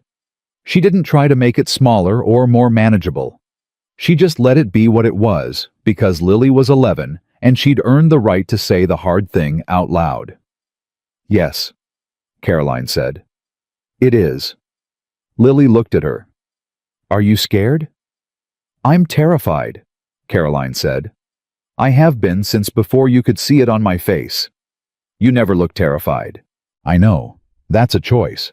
It doesn't mean the feeling isn't there." She reached across the table and covered Lily's hand with hers. "But here's the other thing that's true, Lily. Tomorrow morning I am going to walk into that courthouse and I am going to stand up in front of a judge and I am going to present everything I've built for 18 days. And whatever happens after that," she held her daughter's gaze, "whatever happens after that, you are going to know your mother fought. You are going to know she didn't hand it over and she didn't sign it away. And she didn't let someone take what your father built without making them work for every single inch of it." Lily was quiet. "Papa would have fought," she said finally. "Yes, he would have. He would have been loud about it. He always got loud when he was angry." Caroline almost smiled. "He did?" "You're not loud." "No, I'm quiet and I'm thorough." She squeezed Lily's hand once and stood up. "Sometimes that's worse. For the other side." She steered Lily toward the hallway. "Bed. You're coming to the courthouse tomorrow and I need you rested." Lily stopped. "You're letting me come. You're the reason I'm fighting. Seems right you should see it." The courthouse in Millhaven was a single-room building with wooden benches that held maybe 40 people and a raised desk at the front that Judge Harlan occupied with his particular brand of compact authority. By the time Caroline arrived with Lily and Jack and Dalloway, half the county seemed to have heard about the hearing. Bill Henderson was there with his wife. Maria Cruz was in the third row with her hands folded in her lap and her expression composed. 3 other ranching families whose names Caroline knew, the Pembertons, the Reeds, the widow Atchison, were in the back rows.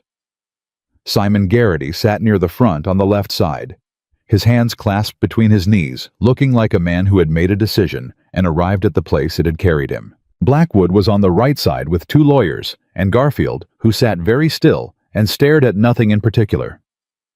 Garfield was a medium-sized man in a banker's coat, and he looked— Caroline thought like a man who had made a series of choices he'd considered practical and was only now beginning to understand what they added up to. Lily sat next to Jack on the left bench. Jack put his hat on his knee and said nothing and watched everything. Lily did the same. Judge Harlan opened the proceeding without ceremony. "We're here on the matter of Masters versus First Territorial Bank of Millhaven regarding the validity of a foreclosure trigger under the default clause of a property note." He looked at both tables. "Counselor Dalloway, you filed the challenge. You'll go first." Dalloway stood. He was not a dramatic man. He didn't perform. He simply laid it out: the note, the clause, the notification requirement, the absence of the notification letter from the bank's own subpoenaed records.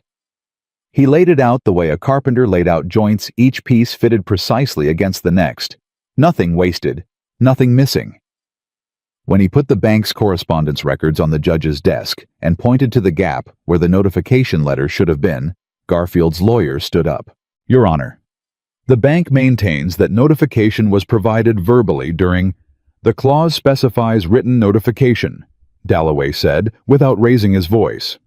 "The practical intent of the clause. The practical intent and the legal text are not the same thing," Dalloway said. "If Mr. Garfield wishes to argue that he provided verbal notification, he is welcome to take the stand and say so under oath." Silence. Garfield did not move. His lawyer sat back down. Harlan looked at the correspondence records.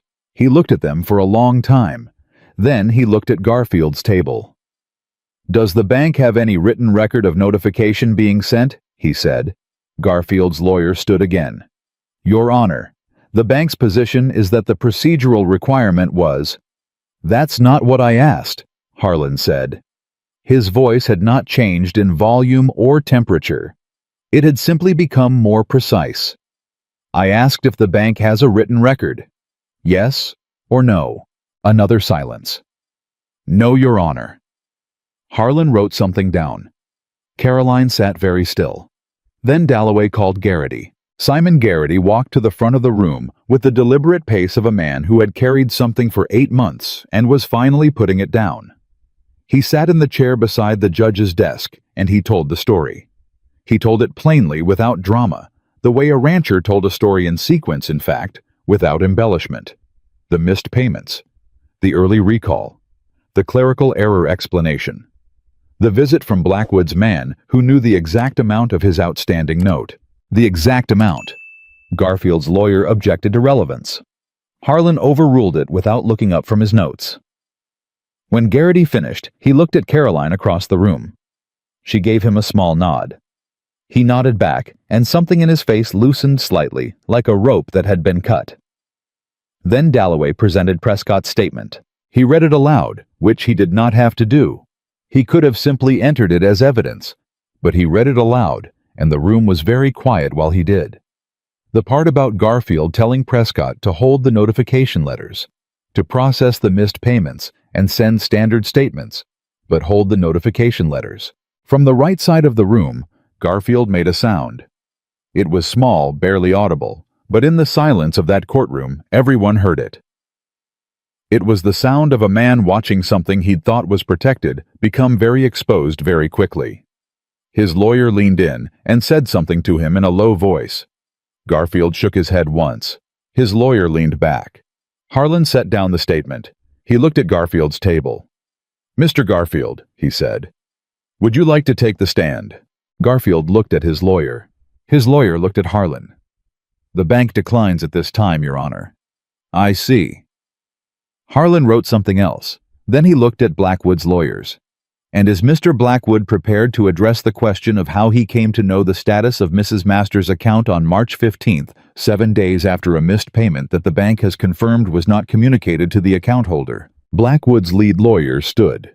He was a sharp-faced man from Cheyenne, who had clearly been expensive and was currently earning his fee. "Your Honor, my client's correspondence with Mrs. Masters was entirely appropriate. Mr. Blackwood was making a good-faith offer to purchase property and had general knowledge of market conditions. Specific knowledge of a specific account balance is not general market knowledge," Harlan said. "Your Honor, the letter has been entered into evidence. It references, and I'm quoting directly here." Harlan lifted the March 15th letter, the recent change in the account standing of the addressee. "That is specific. It references a specific event, a missed payment that had occurred exactly 7 days prior, with no public record, no public knowledge, and no notification to the account holder herself." He set the letter down. "Counselor, you may explain to me how Mr. Blackwood obtained that information through any means that does not constitute a breach of banking privacy, and I will hear it." The sharp-faced lawyer from Cheyenne was quiet for 6 full seconds. 6 seconds in a silent courtroom was a very long time. "Your Honor," he said finally, "my client would like to request a brief recess." "Denied," Harlan said pleasantly. "Sit down." The lawyer sat. Caroline gripped her hands together in her lap and did not move. Beside her, Dalloway was making notes with the unhurried precision of a man who knew where this was going. Then Blackwood himself stood. It surprised everyone, his own lawyers most visibly. He stood up from the bench the way powerful men stood when they had decided to rely on themselves rather than their proxies. And he adjusted his coat, and he looked at Judge Harlan with the steady, practiced confidence of a man who had spent 50 years being the most important person in every room. "Your Honor," he said, "I'd like to speak on my own behalf." Harlan looked at him. "You are not a party to this proceeding, Mr. Blackwood. You are a referenced third party. My name is in the documents. My business interests are at question here. Your business interests are not before this court. Mrs. Masters' property note is before this court." Harlan's voice did not waver. "If you believe you have legal standing to address the court in this matter, your counsel may file the appropriate motion. Otherwise, sit down, Mr. Blackwood." Blackwood sat, And it was that small public undramatic act of sitting back down because he was told to that did something to the room. Caroline felt it. The people in the benches felt it. Even Blackwood's lawyers seemed to feel it, the slight shift in the air that happened when a man who was accustomed to being the largest thing in a space found out the space had its own rules. Harlan looked at his notes. He looked at the correspondence records. He looked at the March 15th letter. He looked at Dalloway. "Counselor, is there anything further?" "No, Your Honor." He looked at Garfield's table. "Anything further from the defense?" "No, Your Honor." The voice was quieter than it had been an hour ago. Harlan folded his hands. "The notification clause in question requires written communication within 30 days of a default event," he said. "The bank's own subpoenaed records contain no such communication. The defense has offered no evidence that such communication was sent. The testimony of a bank employee entered via signed statement suggests the omission was deliberate." He paused. "A deliberate failure to provide contractually required notification is not a clerical oversight. It is a breach of the contract itself. The clause cannot be triggered by a breach on the part of the triggering party." He picked up his pen. "The foreclosure notice is invalidated. The note reverts to its original terms. Mrs. Masters's payment schedule stands as originally agreed." Caroline's hands went still in her lap. "Furthermore," Harlan continued, and the room, which had started to exhale, went quiet again. "Given the evidence presented regarding the pattern of communication between this bank and at least 2 property owners prior to foreclosure proceedings, and given the question of how Mr. Blackwood's office obtained private account information, I am referring this matter to the Territorial Attorney General for investigation into potential banking fraud." He looked at Garfield's table directly. "Mr. Garfield, you are advised to retain independent counsel. This matter is not concluded. It is referred." Garfield's face had gone the color of old plaster. Harlan set down his pen. "We're adjourned." The room moved all at once. Henderson said something loud enough that his wife shushed him. Maria Cruz closed her eyes briefly, the way someone closed their eyes when a prayer was answered. Garrity pressed both hands over his face and sat that way for a moment, shoulders down like a man releasing a year's worth of held breath. Lily was across the room and had both arms around Caroline before Caroline had fully stood up. Caroline held her daughter and felt the girl shaking, not crying, just shaking the way bodies release things they'd been carrying, and she pressed her face into Lily's hair and breathed. "We won," Lily said into her shoulder. "We won." "Is it really over?" "The hearing is over." Caroline pulled back and looked at her daughter's face, flushed eyes bright, more 11 years old than she'd looked in months. "There will be more. The Attorney General's investigation, the note's still due in 30 days. It's not all the way over." She cupped Lily's face. "But the part where they could take it from us tonight, that part is over." Lily's mouth pressed together, and her eyes did something complicated. "Good," she said with a fierceness that sounded for just a moment exactly like Elliot. Caroline dropped her hands and turned. Jack was standing a few feet away. He'd waited, hadn't rushed in, hadn't inserted himself into the moment between mother and daughter. He was holding his hat and watching her with the expression of a man who had a great deal going on behind his face and was not planning to show most of it. She walked to him. She stopped in front of him and looked up at him and said, "Thank you." "You did the work," he said. "You rode to Cheyenne in the dark." "Somebody had to." "Jack." He met her eyes. "I mean it," she said. "Thank you. For all of it. For coming when Lily ran to get you. For fixing the gate latch nobody asked you to fix. For standing between me and Blackwood's carriage like it was something you just did." She stopped. "You didn't have to do any of it." "No," he said. "I didn't." "Why did you—" He turned his hat once in his hands. She'd seen him do that enough times now to understand it was what he did when he was making room for honesty. "Because I've been watching this land for 2 years, he said slowly. "And I've been watching you for 2 years, and somewhere in those 2 years, I stopped being a man who lived next door and started being something else. I didn't plan it." He looked at her directly. "And I know you didn't ask for it, and I'm not asking you to do anything with it. I just—" He stopped, reorganized. "I just wanted you to know that's why." Caroline looked at him for a long moment. She thought about what Lily had said, that grief leaves marks, and that people who'd been hurt didn't stop caring. They just started protecting the caring so it couldn't get broken again. She thought about a man who'd lost his wife and chosen solitude, and then ridden through the night for a woman who'd told him she didn't need him and done it anyway. "I know," she said quietly. She held his gaze 1 second longer.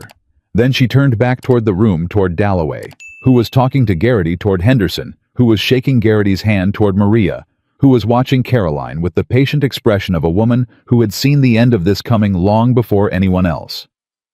But in that 1 second before she turned barely visible, barely a gesture, she let her hand brush his arm. Just once. Just briefly. She didn't look back. She didn't need to. He was still standing there. The ride home from the courthouse was quieter than the hearing. Not an uncomfortable quiet, the kind that settled between people who had been through something together and didn't need to fill it with words. Lily rode between Caroline and Jack, and she asked exactly 2 questions on the way back. The first was whether Garfield was going to jail. The second was whether they were having supper at home or at Maria's. Caroline answered yes to the first probably, and home to the second. And Lily nodded at both with the satisfied practicality of a child who had gotten what she needed and was ready to return to ordinary life. Ordinary life. Caroline turned the phrase over in her mind as they rode. She wasn't sure what ordinary looked like anymore. It had been 8 months since ordinary. She wasn't sure she could go back to it exactly. She wasn't sure the woman who'd woken up in November to an empty bed and a ranch full of obligations and a grief so large she'd had to break it into daily tasks just to survive was the same woman who had sat in a courthouse that afternoon and watched Henry Blackwood told to sit down. She didn't think she was. She wasn't sure yet whether that was loss or something else. Uek. 3 days after the hearing, Dalloway came back. He came with news, and the particular expression he wore when the news was complicated. Not bad, not good, but the kind that required thinking. "The Attorney General's office has opened a formal investigation," he said at the kitchen table with Caroline across from him and Jack leaning in the doorway, and Lily firmly not listening from the stairs. "Garfield has retained his own counsel. There are indications he intends to cooperate with investigators in exchange for consideration." "Cooperate meaning," Caroline said, "meaning he's going to tell them everything about his arrangement with Blackwood." Dalloway paused. "Which means Blackwood's lawyers are going to be very busy for the foreseeable future." "And the note," she said. "My note. 27 days. Still due. The hearing invalidated the foreclosure trigger. It didn't eliminate the debt. You still owe the original amount." "I know that." "You have $220 from the horse sale." He looked at her carefully. "What's the gap?" "160, she said. 160 short." Dalloway folded his hands. "I want to be honest with you, Caroline. If you can't close that gap in 27 days, Garfield's bank, even under investigation, can still proceed with a standard default." "I know. Do you have options?" She thought about it the way she thought about everything. Now not with fear, but with inventory. What she had, what she could move, what she could ask for, and what she wouldn't. "I have 2 more horses that aren't ready for market," she said slowly. "They could be with work, 3 weeks of intensive work." "You have cracked ribs." "They're better." "They're not." "They're better enough," she said, with enough finality that Dalloway accepted it the way everyone eventually accepted things Caroline Masters said with that tone. "And if the horses don't bring enough?" he said. She was quiet for a moment. "Then I figure out what comes after that. Same as I always have." She looked at him steadily. "But I'm not there yet. I've got 27 days, and I've been down worse odds in shorter time." Dalloway looked at her for a moment. Then he closed his satchel. "I believe you," he said. Jack started working the 2 horses that afternoon. He didn't announce it. He didn't ask permission. Caroline came out of the house at 2 o'clock, and he was already in the paddock, with the younger bay running him through his paces with the patient, methodical attention of a man who understood that a horse learned through repetition and consistency, and not through hurry. She stood at the fence and watched. After a while, she said, "You don't have to do this." "I know," he said, not stopping. "Your own place needs work. My own place is managed. Jack." He stopped the horse and looked at her. "Let me help you, not because I think you can't do it, because two people working the same problem get it done faster, and 27 days isn't a lot of time." He held her gaze with the direct, uncomplicated honesty that she'd come to understand was his actual nature underneath the quiet. "That's all. Just let me help." She gripped the fence rail. She thought about the morning she'd told Lily to go get him, how it had cost her something to make that decision. How pride was a currency she'd been spending carefully for 8 months, and that request had taken more than she'd expected. This was different. This was smaller in some ways and larger in others. "All right," she said. He turned back to the horse. She went back to the barn and picked up a lead rope and started working the second animal herself, and for the rest of the afternoon, they worked in their separate paddocks, parallel and quiet, and occasionally exchanging brief practical observations about the horses, their gait, their temperament, their readiness, and it was the most normal afternoon she'd had in 8 months, and she didn't know what to do with that, except let it be. The community came on the 6th day. It started with Henderson. He arrived in the morning with his 2 sons and a post-hole digger, and spent the day rerunning the section of east fence that had been done temporarily in the first week. When Caroline came out to tell him she hadn't asked for this, he looked at her with the mild stubbornness of a man who had made up his mind about something and wasn't interested in being talked out of it. "You didn't ask," he said. "I'm offering. Those are different things." She stood there for a moment. "I'm not paying you," she said. "I can't." "I know that. My wife sent food." He nodded toward the wagon where a covered basket sat in the bed. "She also said to tell you the Pemberton girls are bringing more Thursday." "Bill, Caroline." He looked at her with a kindness that was entirely without pity, which was the only kind she could have accepted. "Blackwood's been working on this county for 2 years, and nobody did anything. That's on us. This—" He gestured at the fence, the land, the work in front of them. "This is us doing something." She looked at the fence line, at the Henderson boys already digging, at the basket in the wagon. "Thank you," she said. "Don't mention it." He picked up the post-hole digger. "Literally, don't mention it. My wife'll never let me hear the end of it if you make it into a big thing."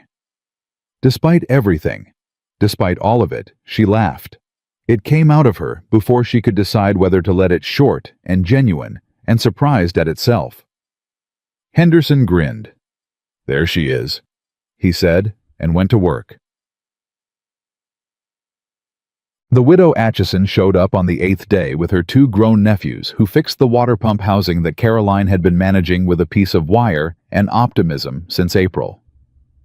Maria came on the 10th day and brought medicine for the ribs, and sat with Caroline on the porch in the evening, and didn't talk about anything in particular. Just sat, which was sometimes more useful than talking. Garrity came on the 12th day. He came without announcement on foot from the boarding house in Millhaven, where he'd been staying since he'd come back for the hearing. He knocked on the door, and when Caroline opened it, he was holding his hat and had the look of a man who'd arrived at something after a long walk. "I want to ask you something," he said. "Come in." He sat at the kitchen table, the same table where all the important conversations happened, where the ledger and the lockbox and Dalloway's papers had been spread out and examined and decided on. He turned his hat in his hands and looked at it. "I've been thinking about the ranch," he said. "My place. What Blackwood's company paid for it." He paused. "If the Attorney General's investigation finds what I think they're going to find, that the sale was coerced through fraudulent banking practices, there's a question of whether the sale can be challenged." Caroline sat very still. "Dalloway mentioned that possibility. I talked to him yesterday." Garrity looked up. "He thinks there's a case. He thinks if the AG finds fraud, I might have grounds to challenge the sale and get the property back, or, at minimum, get fair compensation. He swallowed. I'm 58 years old, and I don't have the energy for another fight like that. But my son does. My son was born on that land. He stopped. I wanted to tell you. I wanted you to know that what you did going to court, building the case, making them produce those records, it didn't just save your place. It opened a door for mine. Caroline looked at him. She thought about all the things she'd been fighting for: the note, the water rights, the fence, Lily's future, Elliot's memory. She'd been so focused on the walls of her own situation that she hadn't thought much about what the fighting meant for the man across the table. I'm glad, she said. Simply. Truthfully. I'm glad it helped. Garrity nodded. He stood, resettled his hat. You're a hell of a woman, Caroline Masters, he said. Your husband was a lucky man. She opened her mouth and then closed it, because for a moment the fullness of it sat right in her chest, and she couldn't speak around it. Thank you, she managed. Simon. He went. She sat at the table for a while after he left, not doing anything, just sitting. Lily appeared in the doorway. Was that Mr. Garrity? Yes. What did he want? To say something kind. She looked at her daughter. People do that sometimes when they mean it. It takes you off guard. Lily came and sat across from her in Garrity's chair. She folded her hands on the table the way she did when she was about to say something she'd been thinking about for a while. Mama, she said. I've been watching Mr. McAllister. Caroline's expression didn't change. I know you have. He looks at you different from how he looks at other things. Lily, I'm not saying it to embarrass you. I'm saying it because Papa used to say... She stopped, organized herself. Papa used to say the second hardest thing in the world was letting someone love you after you'd been hurt. He said the hardest thing was watching someone else be hurt and not being able to fix it. She looked at her mother. I think Mr. McAllister knows both those things. The kitchen was very quiet. Caroline looked at her daughter, this girl who was 11 years old and had her father's eyes and her mother's stubbornness, and apparently had been conducting her own quiet assessment of the situation for several weeks. When did you get so wise? Caroline said. I listen, Lily said. You taught me that. You said listening is how you learn what people aren't saying out loud. Caroline said nothing for a moment. Then, go finish your lessons. Lily went looking satisfied with herself in the way of a child who has planted something and watched it take. Why? The 23rd day brought the twist nobody saw coming. Dalloway arrived in the late afternoon with a face that had bypassed complicated and landed somewhere Caroline couldn't immediately read. He came in without knocking. He'd stopped knocking around day 10 and put his satchel on the table and looked at her. Garfield, he said. She waited. He cooperated fully with the AG's investigators. Everything. The arrangement with Blackwood, the held notification letters, the timing, the coordination on which properties to target. All of it. Dalloway paused. In exchange for reduced charges, Garfield has agreed to one additional condition. What condition? Full restitution to affected account holders. As part of his cooperation agreement, the bank under new oversight will forgive all notes where it can be demonstrated the default clause was improperly triggered. He looked at her. That includes yours, Caroline. She heard the words. She processed them in sequence, each one landing separately. Forgive, she said. The remaining balance. Written off. Clean title. Dalloway opened his satchel and put a single document on the table. I need your signature on the acknowledgement of settlement. You sign this and the master's ranch is yours. Free and clear. No note. No payment due in 7 days. Yours. Caroline looked at the document. She looked at it for a long time. Her hands were in her lap. She pressed them flat against her thighs, the same gesture she made with the ledger, with the lockbox, with every piece of paper that had mattered over the past 8 months, and she breathed. Free and clear, she said. Free and clear. She picked up the pen. Her hand did not shake. She signed her name Caroline Masters, the full name, the name she'd kept and intended to keep. And she set the pen down, and she sat back in her chair and looked at the ceiling of the kitchen for exactly 3 seconds. Then she stood up and went to the door and called Lily. Lily was at the barn. She heard her name and came running the way she'd run across the field that first morning, the barefoot urgent run, though this time she had her boots on, and this time she was running toward good news. She came through the door and read her mother's face and stopped. "What happened?" she said. "It's done," Caroline said. "It's ours. It's ours, Lily. No note, no deadline, no Blackwood, no Garfield. Ours." Lily stared at her. Then she made a sound that was not quite a word and crossed the kitchen in 3 steps, and Caroline caught her. Jack found out the same way he'd found out most things in the past 3 weeks, by being there. He was at the paddock when Dalloway left, and he saw the man's face as he passed, and he came into the kitchen and looked at Caroline, who was sitting at the table with the signed document in front of her, and the expression of someone who had been running for 8 months and had just been told they could stop. She looked up at him. She didn't have words yet. She wasn't sure she needed them. He read her face the way he read most things, carefully, completely, without rushing it. And then something happened in his expression that she'd never seen there before. It wasn't relief exactly, though it was close. It was the look of a man who had been holding something very carefully for a long time and had just been told he could set it down. He pulled out the chair across from her and sat. Neither of them said anything for a while. Then, "Free and clear," he said. "Free and clear." He nodded. He looked at the document. He looked at her. "Elliot would have been proud of you," he said. She felt it move through her, not the sharp grief of the early months, not the controlled management of feelings she'd been doing since November. Something older and quieter. The grief that had become a part of her rather than a thing assaulting her.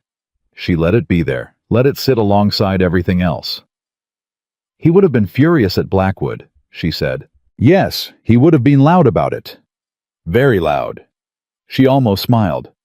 "He would have had opinions at a volume the whole county could hear. And then he would have fixed the fence anyway. And then he would have fixed the fence anyway." She agreed.